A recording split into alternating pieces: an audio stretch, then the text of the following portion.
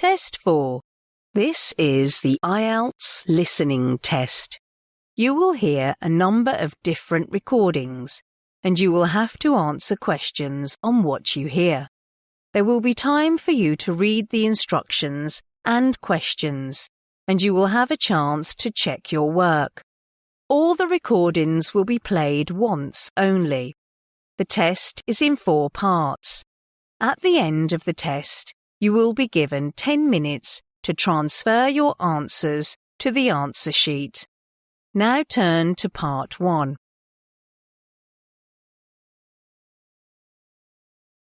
Part 1. You will hear a student from overseas phoning the student accommodation office of a college in the UK for some information. First, you have some time to look at questions 1 to 4.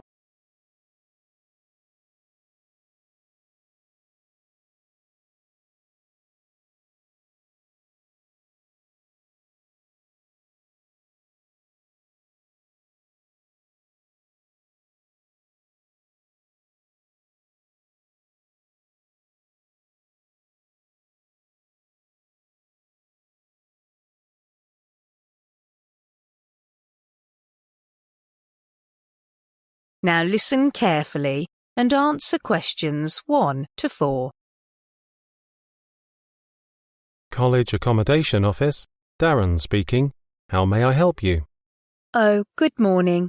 I am starting at the college in September and need to find some accommodation. Right. Well, there is a list of options. The first one is to live on campus, and that'd be a single room. How much would that cost? Well, it depends. You'll be expected to cover £3,276 for a standard room for the year. That's just for a room with a wash basin. And it'll be £3,834 if you want a regular suite equipped with a small bathroom. I see. That's a bit over what I expected. It does include heating, which is quite a saving, because energy costs can be high these days, especially in winter. Does it include meals as well? No. All our rooms are self-catering now, but there is a shared kitchen on each floor where you can cook if you want to. Or there are plenty of places to eat out on campus. OK. And you mentioned that is the price for the whole year? Well, you pay annually, but actually it's just for 36 weeks. It doesn't include holidays. You'll have to vacate the room then. Oh, I need somewhere for the holidays. It'll be a long way home and the flights are too expensive. Well, there is another option. Several families who work at the college or have children studying here offer overseas students a room in their homes. Oh, tell me about it. We call this arrangement Home Welcome, and we've still got a few places left at the moment. You pay £150 per week, and that includes breakfast, a packed lunch and dinner, as well as heating. Is there a contract? Do you have to stay for the whole year?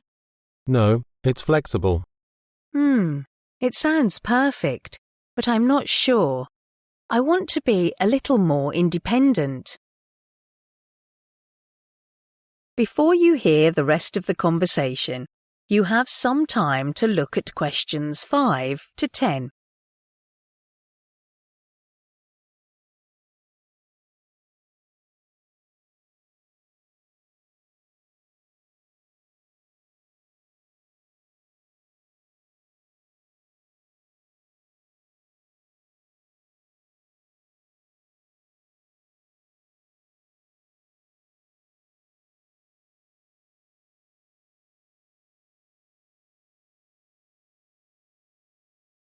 Now listen and answer questions 5 to 10. Is there somewhere available off campus? Yes, you can rent a property in town privately. You might want to rent a room in a shared house. You'd have a room and a shared kitchen and bathroom with other tenants. What about if I don't want to share? you can get what we call a studio. They are often relatively small, but they'll have everything you need. Right. How much would those two options be? Well, prices vary depending on which part of the town the property is in. Generally speaking, the cheapest is around £275 a month for each student. Oh, that's not too bad. Yes, but it can also be up to £490, and you still have to pay all your other bills. What sort of amount would I be looking at for those? Last year, students were paying on average about £43 per month for gas and electricity. This year, it would probably be somewhere in the region of £48. That's a lot. Yes, they've gone up quite a bit. And on top of that, you have to pay for water, which would probably be around £9. That didn't occur to me. And I guess I'd have to pay for transportation too. That's right. Most of these properties are quite a long way from the college. Oh, it just gets worse and worse. What's the minimum contract for this type of accommodation? 6 months, and you have to pay a deposit up front. But of course, you can stay there over the holidays. That's true. And you'd have to provide references.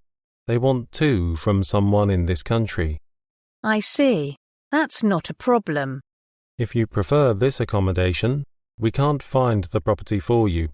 You'd have to contact the real estate agent who manages the property for the owner. Right, thanks. I'd like to see what's available privately.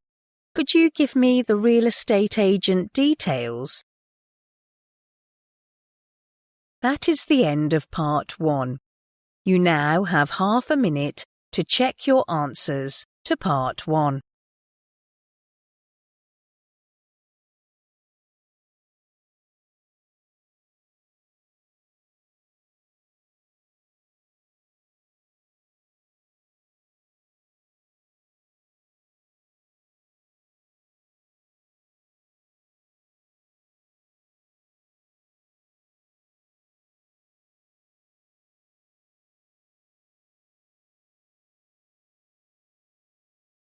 Part 2.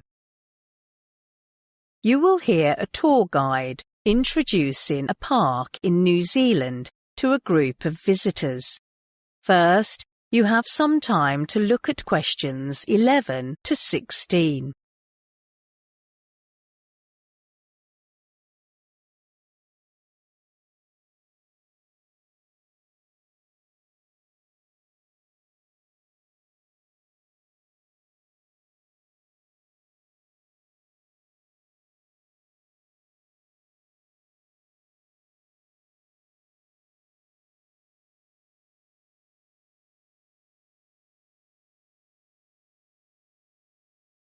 Now listen carefully and answer questions 11 to 16.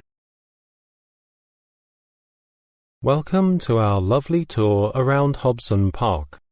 Visible from much of Auckland, this is a widely recognised local landmark. I hope you'll enjoy your stay here. But first, let me briefly introduce its history to you before we stroll around the park. Hobson Park is located on an island that used to be a volcano, which emerged just 600 years ago. You can still enjoy the breathtaking views of a nearby lake today.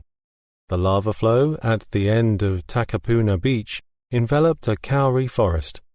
It is known to be New Zealand's only example of a fossil forest preserved in a lava flow. Actually, Hobson Park was named after William Hobson, a British captain and also the first governor of New Zealand. At the time, the British were making plans to claim New Zealand as a colony to ensure their trade interest. War broke out between Maori troops and government forces. After years of revolt, 2 Maori chiefs were invited to the island to restore peace. They signed a treaty and shook hands with Governor Hobson. While local tribes started to celebrate their success, the 2 Maori chiefs didn't stop promoting Maori self-determination in meetings and correspondence with the government. In 1840, Hobson chose Auckland as the site for his capital.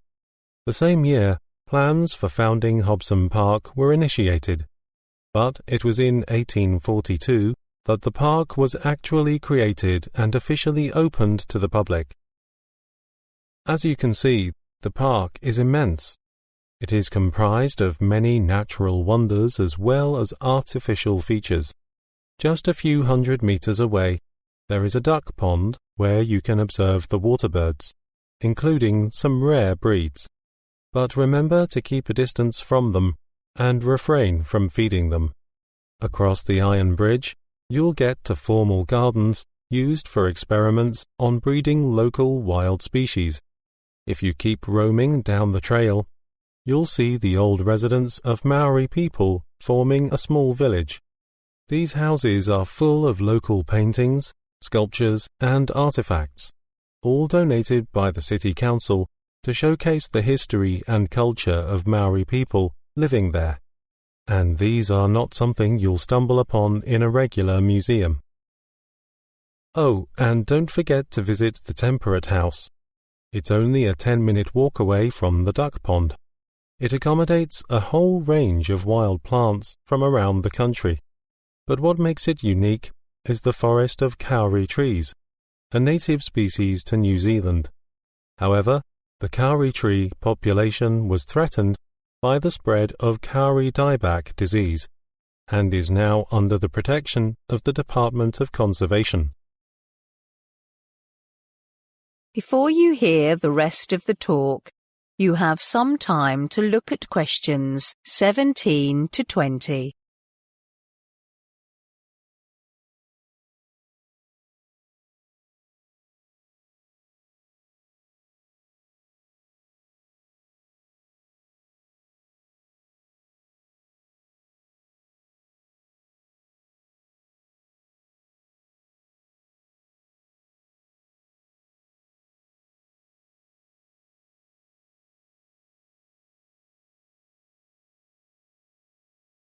Now listen and answer questions 17 to 20. Let me point out the whereabouts of some other critical features in the park in case you need them. If you are a plant lover and want to take some local greenery home, you may wish to visit the plant nursery, where you can choose from an extensive collection of plants, from succulents to some rare local species. It's right next to the museum on the same side of the road. There is a pine tree hill with tracks for hikers of all abilities. The whole trip takes about half an hour. There is a steep climb in places.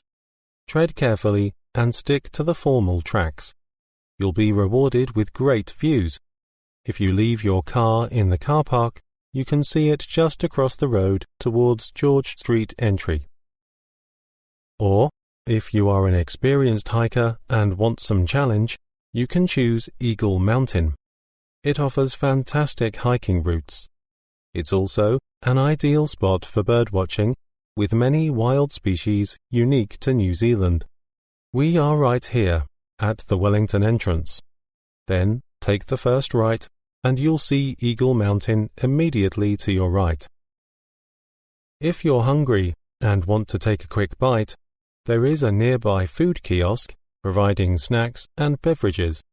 Start from the Wellington entrance, take the first left, keep walking down the road, and after the junction, where it meets a road connecting the George Street entry, you'll see it on your right.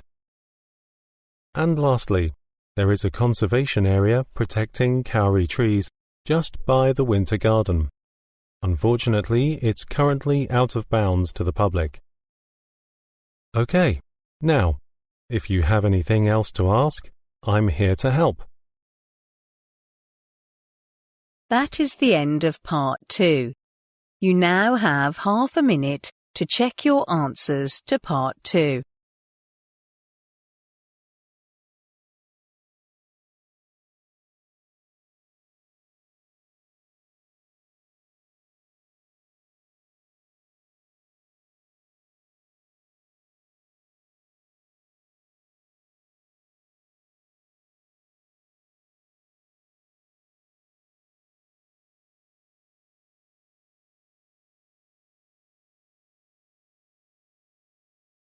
Part 3. You will hear two students called Shona and Peter discussing their internship options. First, you have some time to look at questions 21 to 25.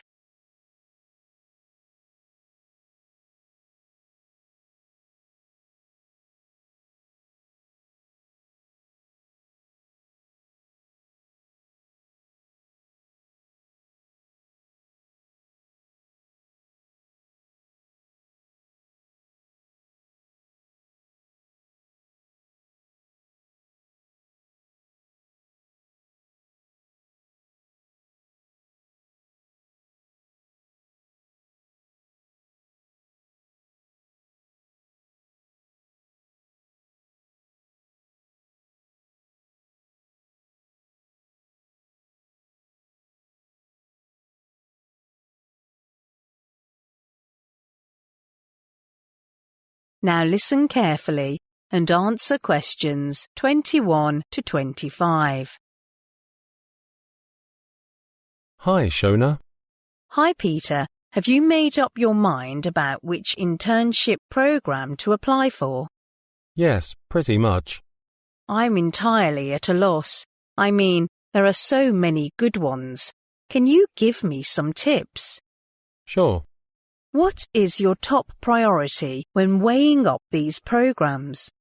Well, I guess I'd go for ones that can help me with the skill set I lack for my future career.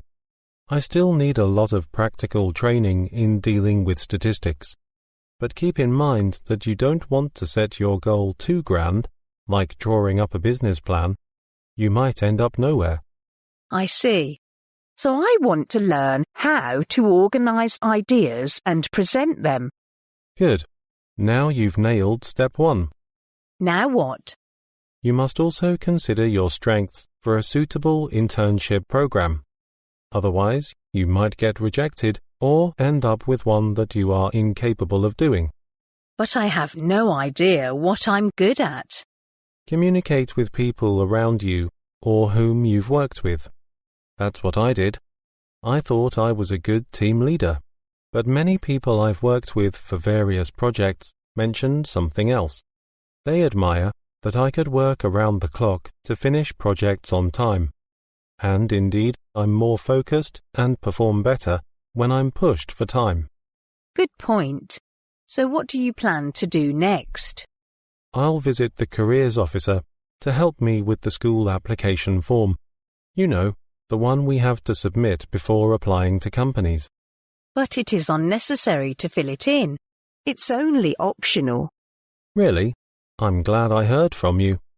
Then I'll ask the careers officer to look at my personal statement and give me some tips on polishing it up. Don't you need help with your CV? No, I'm good. I have already learned to write it in class. That's good.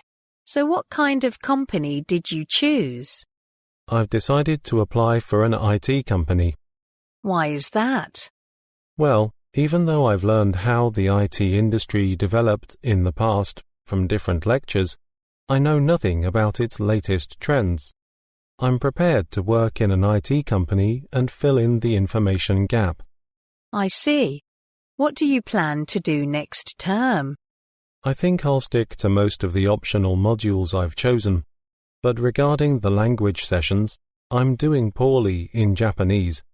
I'd better drop it before wasting more time. I think I'll learn Spanish instead. Oh, I learned Spanish for a year. I think you'll find it interesting. Before you hear the rest of the conversation, you have some time to look at questions 26 to 30.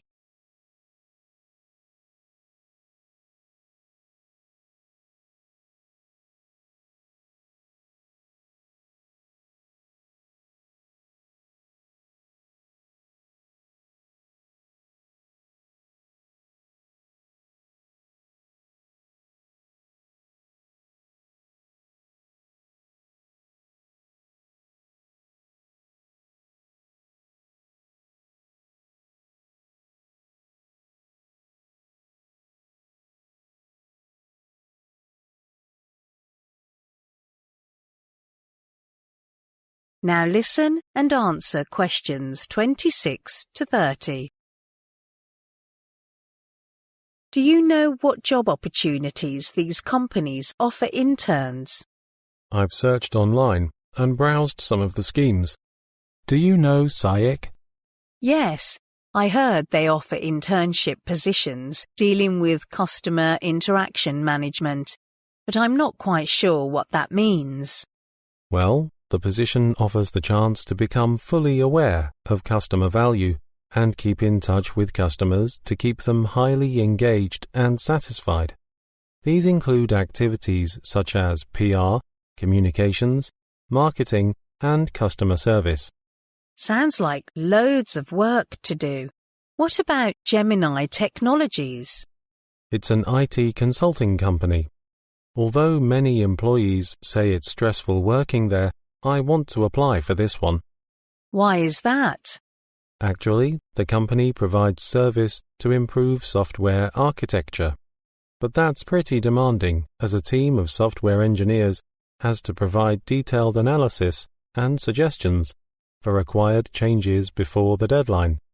As an observer and participant of a particular project, an intern can learn how to work to a strict deadline. That's not my area of expertise, but I'm sure you'll excel at this. I certainly do hope so. Have you checked out Deloitte? Of course, that's a renowned accounting firm, and thus its internships offer excellent learning experiences in this regard. You know, things like examining a company's financial statements, the income statement, balance sheet, and cash flow statement. I want to give it a try, but I might get rejected, so I need a backup plan. Have you read anything about Kearney? Yes, it is another consulting firm. It provides opportunities to reach out to other business partners and pay attention to networking. Well, that sounds interesting. I'm thinking about Vortex, but I haven't got anything useful from its website. I worked there last summer. It's an international company with headquarters in Spain, so most of the managers here speak Spanish. Thanks to the internship experience, I became fluent in it. Right, that's not for me. That is the end of part 3. You now have half a minute to check your answers to part 3.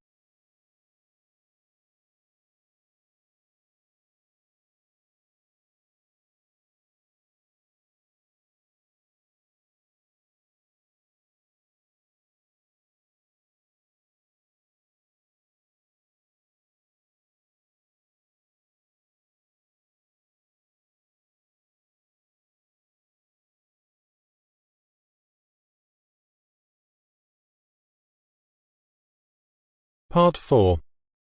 You will hear part of a lecture about a Japanese museum comprised mainly of underground space. First, you have some time to look at questions 31 to 40.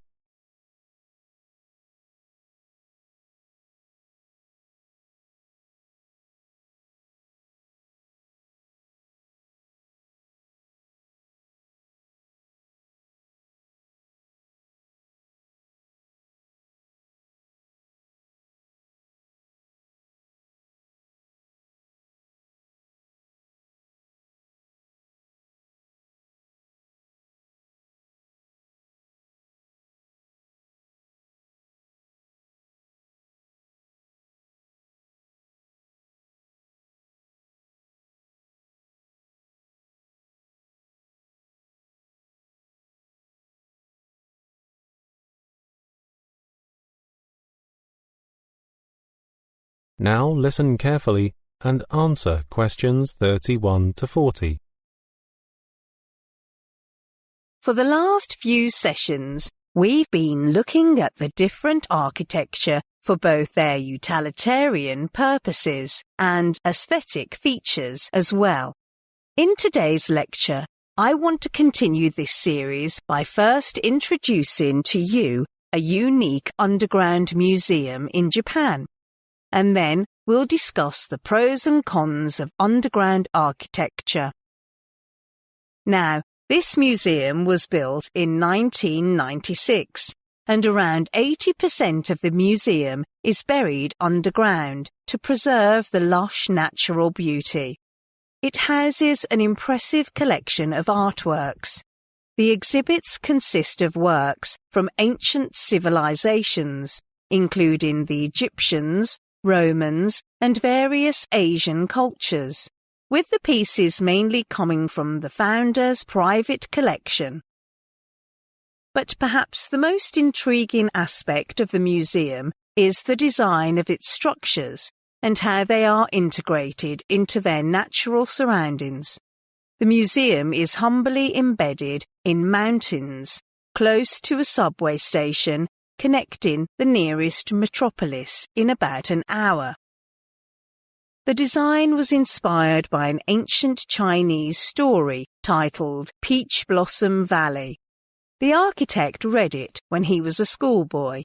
It is about a fisherman who loses his way and his boat carries him upstream. He is drawn into a cave by the fragrant scent of a forest of blossoming peach trees. After travelling through a narrow road behind the cave, the man finds an idyllic village amid the splendid view. The museum has been conceived as a real-world version of this village. Visitors must pass through a tunnel first and then a cable bridge suspended over a gorge before arriving at the museum. The museum's details reflect the designer's innovative endeavour to break new ground. The architect changed the design numerous times to ensure the building was in harmony with the natural landscape. It becomes evident as tourists walk around the building as the detail is very fastidious and makes for a unique experience. Once visitors enter the museum, a sloping roof made of wide expanses of glass draws their attention right away.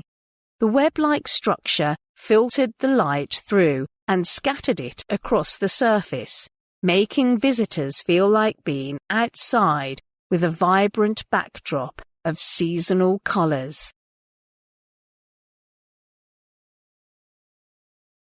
It is now clear that underground buildings have many advantages over traditional above-ground houses, and many architects are looking into the possibilities of this type of subsurface structure.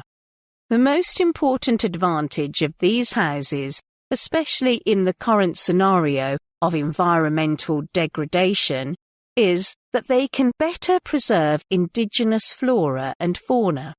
But the advantages of underground architecture go beyond that. For one thing, the earth surrounding the homes absorbs noise and thus provides natural soundproofing, creating a quiet living space with privacy. Choosing an underground house will be peaceful and calming, even in a noisy region. Moreover, there is less part of underground houses that can catch fire. For the most part, wood is no longer needed for building a home underground.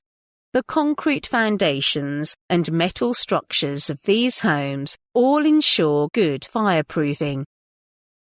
Now, underground houses also have the potential to save energy in the long run, as they can tap the Earth's heating or cooling power. The Earth's temperature doesn't vary as much as the temperature of the air outside.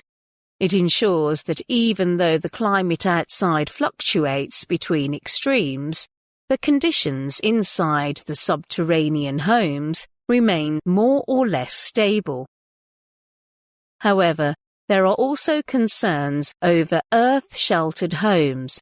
There may be a psychological adjustment needed for a person shifting from a traditional above-ground house to an underground house. Many people feel there is insufficient space in underground buildings, but in fact, these people also admit that they often visit shopping centres located in the basement and did not feel claustrophobic. In addition, underground houses cannot be built in regions experiencing flooding due to their unique geographical location. And even for areas that are suited for underground structures, drainage should be planned carefully to prevent moisture retention. While the advantages far outnumber their drawbacks, it may be a good idea to wait a little longer for these houses to come mainstream. That is the end of Part 4. You now have 1 minute to check your answers to Part 4.